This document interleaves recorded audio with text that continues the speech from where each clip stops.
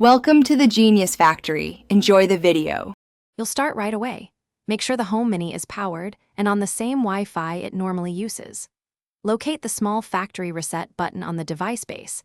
If you have a fabric model, use a paperclip or fingertip as needed. Press and hold for the initial trigger while watching the device lights.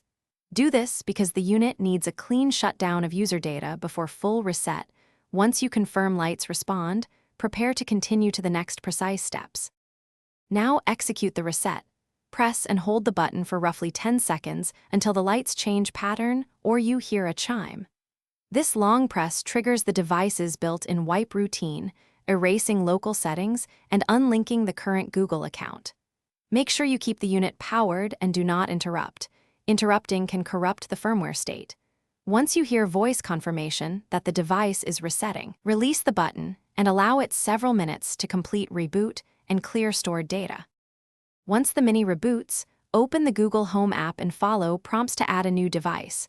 Relink with your Google account so voice features and routines restore. If setup fails, make sure your phone's Bluetooth and location are on, then restart your router and the Mini and retry, because network handshakes often cause the hiccup. If problems persist, perform a second reset or consult support, since rare firmware or account sync issues sometimes require additional diagnostics to resolve fully.